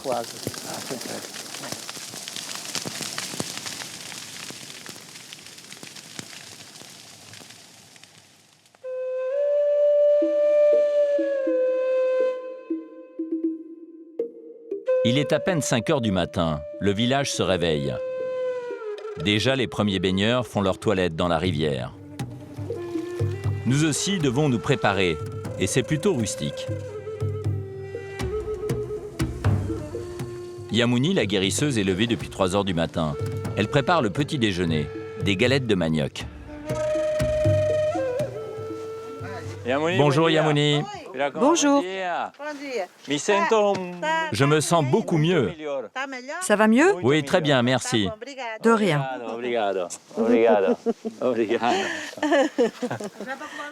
Je suis vraiment plus fort maintenant. Et les fourneaux sont déjà en marche? Oui, ils sont en marche. Et ça, c'est de la farine de manioc, hein? Oui, ça sert à faire du béju, le pain de manioc. On met de l'eau, puis on passe la farine au tamis. Et ensuite, vous la mettez sur le feu? Oui, on la met comme ça. Je peux essayer?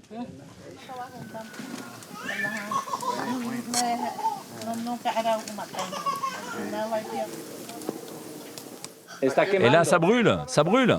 Non, ça ne brûle pas. Ah bon? Non, non, ça ne brûle pas. Pendant ce temps, les hommes se sont réunis au centre du village. Bonjour. Voilà, ces jeunes de la tribu, rassemblés autour de leur chef Aritana, vont s'élancer dans quelques instants, en courant, en moto parfois, en barque. Ils vont rejoindre les autres tribus pour lancer les invitations officielles pour le Kwarup. Le voyage va être long pour ces jeunes guerriers. Ils vont parcourir plusieurs dizaines de kilomètres. Les femmes leur ont préparé de quoi prendre des forces.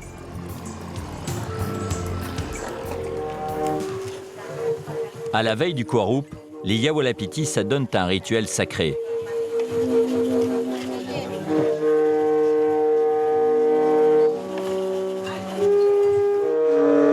Voilà, ils accordent leur flûte avant de franchir le seuil de la porte et d'aller dans une autre case pour chasser les mauvais esprits. Le rituel va se poursuivre des heures durant, sous un soleil de plomb. Dans chaque hutte, il faut chasser les mauvais esprits et saluer les âmes des disparus.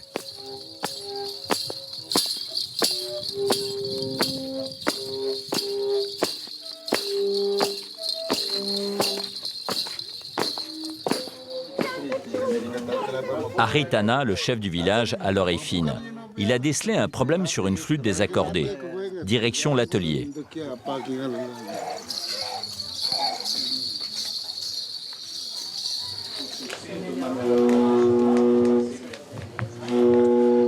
Ces flûtes mesurent plus de 3 mètres. Savoir les utiliser est tout un art. Qu'est-ce que vous faites? Je suis en train d'accorder pour améliorer le son. À force de jouer, le son des flûtes est de mauvaise qualité. Il faut les accorder pour avoir un son plus fort. C'est très difficile de jouer ces flûtes. Oui, c'est très difficile. Je peux essayer?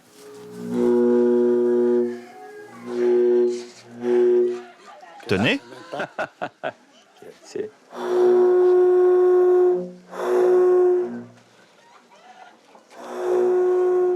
Les femmes n'ont pas le droit de jouer de cet instrument. Ici, les filles reçoivent une éducation très différente de celle des garçons. Dès l'apparition de leurs premières règles, les jeunes filles sont mises à l'écart, enfermées dans une case. Elles entrent en réclusion. Il s'agit pour la tribu de les protéger, de préserver leur virginité.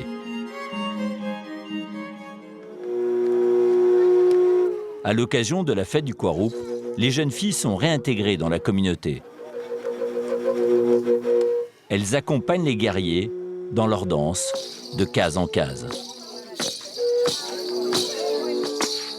Voilà, et ces jeunes filles sortent de réclusion. Elles sont pubères, elles viennent d'être recluses dans ces cases pendant 6 mois, parfois 3 ans. Et elles sont prêtes à être mariées.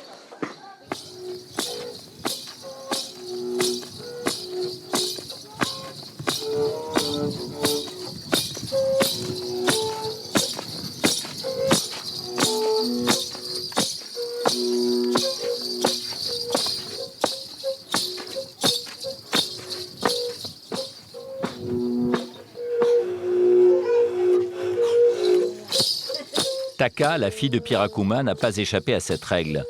Elle a passé une partie de son adolescence enfermée dans une hutte pour parfaire son éducation de future épouse. Alors comment avez-vous vécu cette mise à l'écart? À l'époque, j'avais presque 12 ans. J'ai appris beaucoup de choses. Mes grands-parents m'ont beaucoup entourée. Comme j'étais l'aînée et la fille du chef, j'étais obligée de faire le rite complet. Ça veut dire interdiction de manger salé ou sucré. Je mangeais du pain de manioc sans sel, sans aucun goût. J'ai dû apprendre à scarifier la peau avec des dents de poisson. J'ai appris tout ce qui fait partie de la culture indigène pendant cette période de réclusion. Mais vous avez vécu 3 ans dans cette maison, recluse. Oui, comme ça, dans une chambre qui faisait 2 mètres sur 3. Et sans pouvoir aller nulle part. Ma grand-mère s'occupait beaucoup de moi. Son hamac était juste devant le mien et elle était attentive tout le temps. Personne ne pouvait me voir. Chez les Yawalapiti, Taka fait figure de femme libérée. Alors que la tribu pratique volontiers la polygamie, elle a refusé ce statut et a même collectionné les maris. Je me suis mariée 3 fois. 3 fois? Le premier mariage ne comptait pas, parce que c'était ma mère qui avait choisi mon mari et on n'a pas eu une vraie vie de couple. Après, je me suis remariée à 22 ans. Cette fois-ci, c'était mon choix. Mais ça n'a duré que 2 ans. Mais que s'est-il passé? On avait des cultures différentes. Je me suis rendu compte que je ne pouvais pas rester dans la hutte tout le temps, à faire du pain de manioc, à travailler, à me lever à 3 heures du matin. Avec moi, ça ne marche pas comme ça. C'est pour ça que je ne l'ai pas accepté. Est-ce que tu pourrais te marier avec un blanc? Je ne sais pas, mais je ne me sentirais pas heureuse en vivant loin de ma famille, une vie qui n'est pas la mienne. En plus, imagine si j'avais eu un enfant avec un blanc, l'Indien dirait que cet enfant est un blanc Et le blanc dirait que cet enfant est indien. Alors mon enfant ne serait ni indien ni blanc. Cette question me préoccupe beaucoup.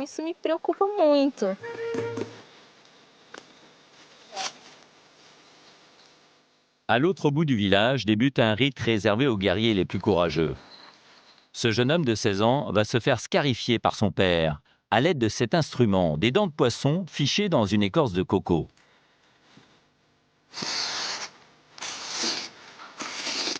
Selon les Yawalapiti, cela permet de décupler la force physique. Dans 2 jours, les guerriers de chaque tribu vont s'affronter lors d'un championnat de lutte.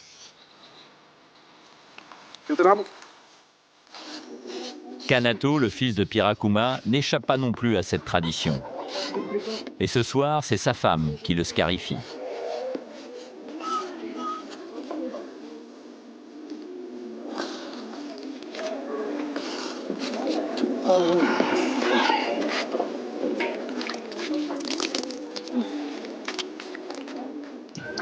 Tous les lutteurs doivent y passer? Oui, tous. Ça me gratte. Ça faisait plusieurs heures en fait qu'il savait que ça allait lui tomber dessus, qu'il fallait qu'il y passe. Et courageusement, il fait front, mais je sais qu'il a pressenti longtemps ce moment. Son père était parti dans les bois pour chercher les bonnes herbes qu'on est en train de lui administrer pour éviter l'infection.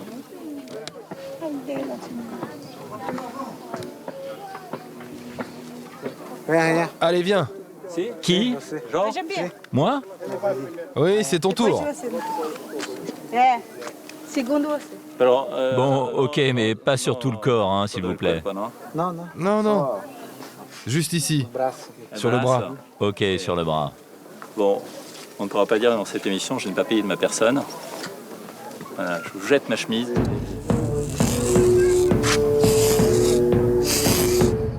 Elle s'applique, hein. Elle fait ça comme si j'étais un professionnel. Et ici, un tout petit peu? Pas bon. C'est bon. Merci.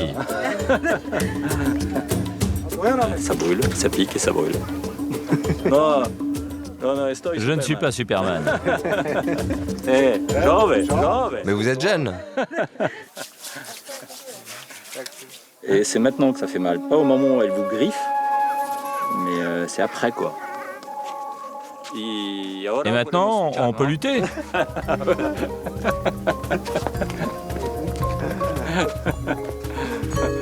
On est frères de sang.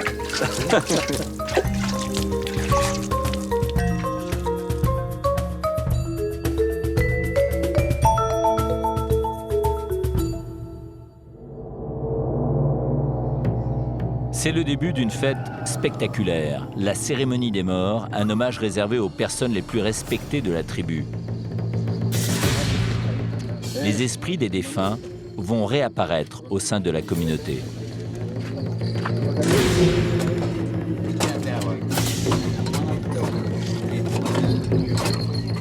Aritana, qu'est-ce qui se passe ici? Là, on est en train de choisir l'emplacement où seront dressés les troncs. Il y en aura 3. Car il y a eu 3 morts pendant l'année. Oui, c'est ça. Seuls les hommes ont le droit d'aller chercher les troncs dans la forêt. Voilà, ces troncs vont être portés au centre du village, plantés à l'endroit qui leur a été réservé. Et pendant 24 heures, ils vont réincarner les disparus de l'année.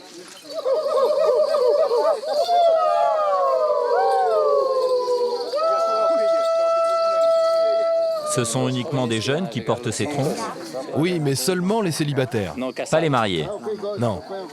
Et ceux qui n'ont pas d'enfants? Non, car c'est dangereux. Les troncs peuvent transmettre des maladies aux nourrissons.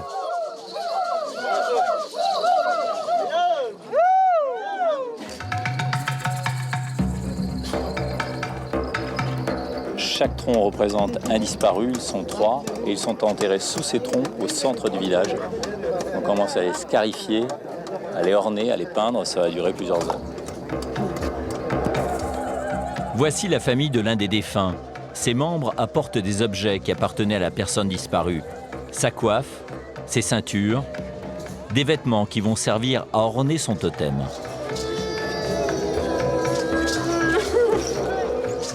Pendant des heures, femmes et enfants vont pleurer leur mort avant de regagner les huttes.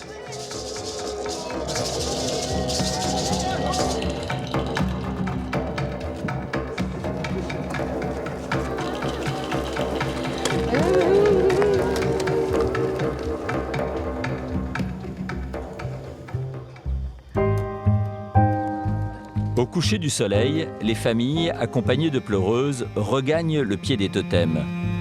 Elles vont y passer la nuit pour un dernier adieu.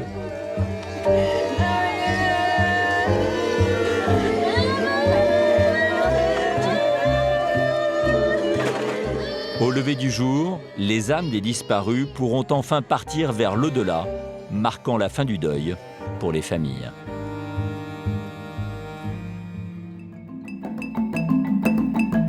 Après l'hommage aux morts, place à la fête. Installés pour la nuit à proximité du village, les représentants de chaque tribu s'installent en cercle. Le tournoi de lutte va pouvoir commencer. Chaque guerrier a pris soin de peindre son corps aux couleurs de sa tribu.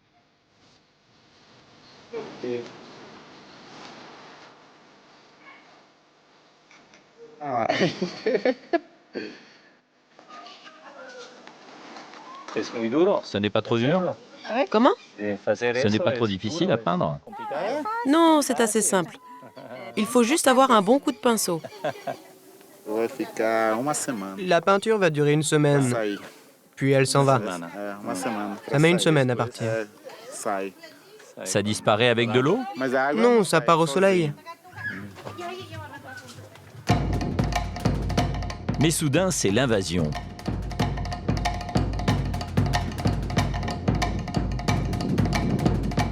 Des journalistes, des photographes, des caméramans débarquent par dizaines.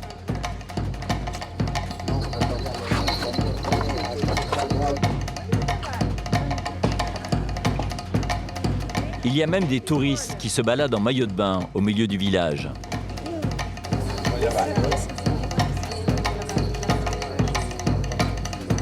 Et dans cet hélicoptère, les ministres brésiliens de la Justice et de la Culture.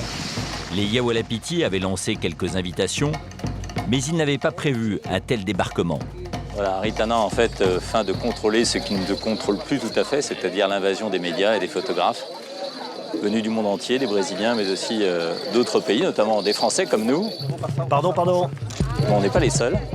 Pour les hommes politiques de la région, il est de bon ton de s'afficher aux côtés des Indiens et donner ainsi l'illusion de prendre part à leur combat. Les Yawalapiti ont un message à faire passer. Ils dénoncent la déforestation et la construction de grands barrages. Mais l'opération de communication menace ce qu'ils voulaient précisément préserver, leur culture. La scène tourne au ridicule. Les totems sacrés sont devenus aux yeux des touristes de simples objets de décoration. Que penses-tu de ce spectacle? Que penses-tu de tout ça? Je suis très triste, car je vois plus de blancs que d'Indiens. Ce n'est pas normal. En principe, quand on fait le Kwarup, ce sont les Indiens qui sont au centre du village. Mais aujourd'hui, ce n'est pas le cas. Je vois plus de blancs que d'Indiens. Mais que s'est-il passé cette année particulièrement? Je ne sais pas. Les Blancs sont venus par dizaines et ils sont en train de chambouler le déroulement de toute la cérémonie. Aritana doit reprendre sa place de chef. C'est lui le grand maître de cérémonie. Il va lancer le grand championnat de lutte, le Uka Uka, en quelque sorte le JO intertribal de cette région d'Amazonie.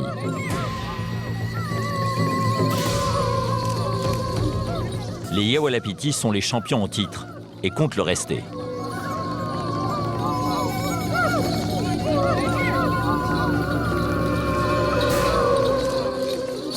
Mais avant le début des hostilités, il y a encore un rite à accomplir. Les jeunes guerriers frappent une dernière fois le sol pour exhumer l'esprit des morts.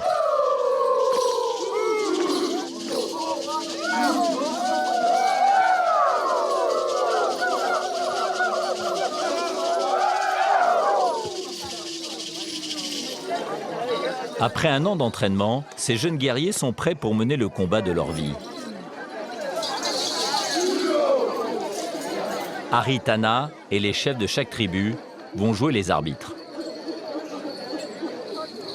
Les champions sont présentés à la foule.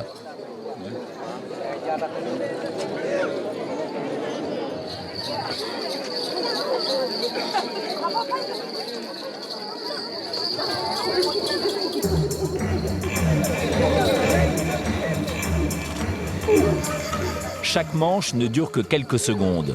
Même violents, les combats se déroulent dans le plus grand respect de l'adversaire.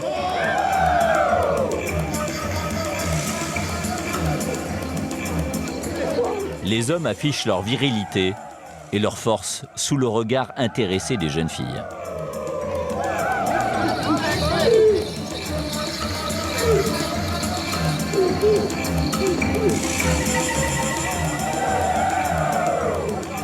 Voilà, les matchs s'enchaînent. Ce sont d'abord les champions de chaque tribu qui s'affrontent. L'objectif, c'est de déséquilibrer l'adversaire, de le mettre à terre.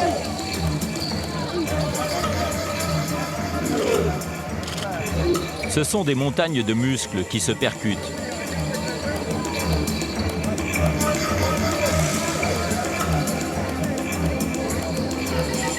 Et il y a parfois des blessés.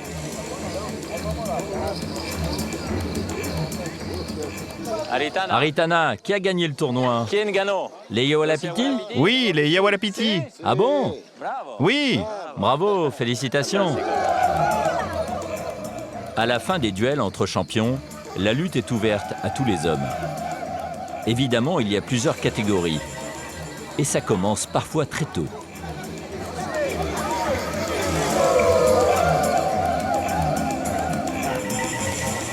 On va retrouver notre hôte, Pirakuma.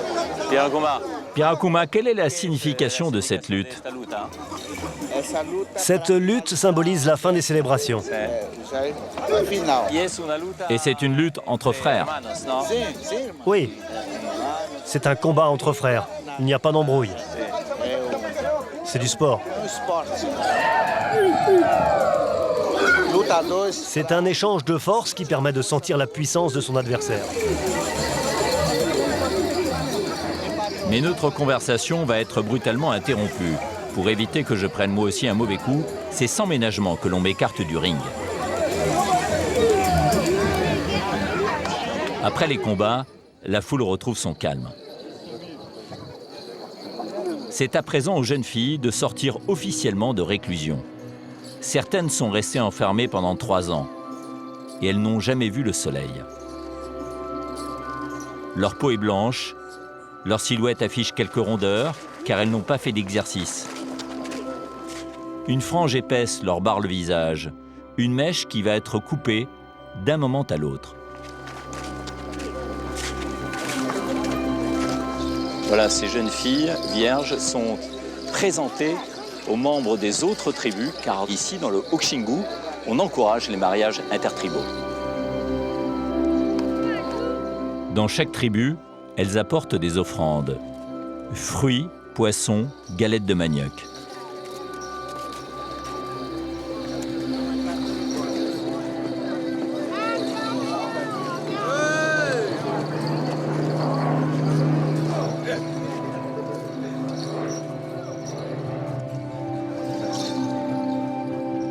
Faut-il se couper du monde pour mieux préserver ses traditions, sa culture? À cette question, les Yawalapiti ont répondu par la négative.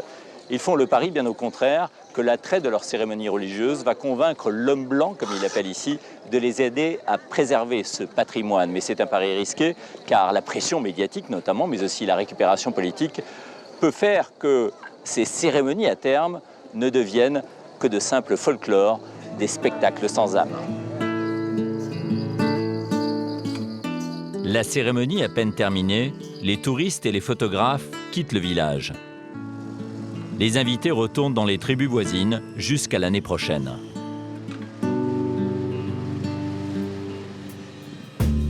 Le village retrouve enfin son calme. Il est temps pour moi de faire mes adieux à Aritana et les siens. Taka, la femme affranchie, quitte sa famille pour retourner en ville. Bernard, mets mes bagages sur le camion. Ah, ça y est, j'ai été mise au pas par une femme Yawalati.